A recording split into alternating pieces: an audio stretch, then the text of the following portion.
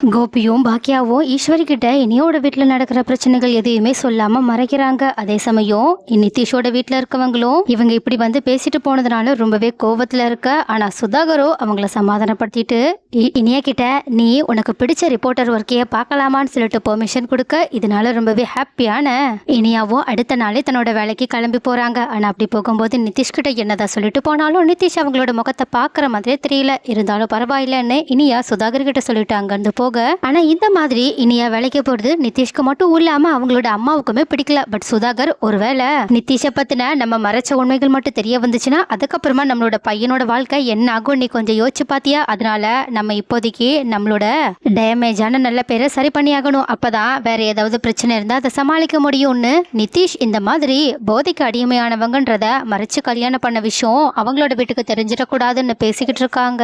But இது தெரியாம ரொம்பவே ஹாப்பியா வீட்டுக்கு வந்த இனியா கிட்ட ஈஸ்வரியும் இந்த மாதிரி ஒரு குடும்பம் உனக்கு கிடைக்க நீ ரொம்பவே கொடுத்து வச்சிருக்கணும்னு சொல்லிட்டு பேசிக்கிட்டு இருக்க. ஆனா பாக்கியாவுக்கு தான் தெரியுமே அவங்க எவ்வளவு மோசமானவங்கன்னு. அதனால அவங்க வேண்ட விருப்போட நின்னுக்கிட்டு இருக்காங்க. பட் இனியாவோ சுதாகர் தாங்கிட்ட ரொம்பவே பாசிட்டிவா பேசினா எல்லா விஷயத்தையுமே சொல்லிட்டு ரொம்பவே ஹாப்பி ஆயிட்டு இருக்க. பாக்கியாவுக்கும் இப்பதான் கொஞ்சம் கொஞ்சமா நிம்மதி வர ஆரம்பிக்குது. சோ கைஸ், இதுக்கப்புறமா இனியாவோட வாழ்க்கை சரியாக வாய்ப்பு இருக்கு. அப்படி இல்லைன்னா நிதிஷ் மூலயமா அவங்களோட வாழ்க்கை இன்னுமே கஷ்டத்துக்கு போகதான் வாய்ப்புகள் இருக்கா? எல்லாத்துக்கும் மேல நிதிஷோட உண்மை பாக்கியாவுக்கு மட்டும் தெரிய வந்துச்சுன்னா அடுத்து அவங்க என்ன பண்ணுவாங்க, அடுத்து என்னென்ன நடக்க வாய்ப்பு இருக்குன்னு உங்களோட கருத்துக்கள் எல்லாத்தையுமே கமெண்ட்ல சொல்லுங்க.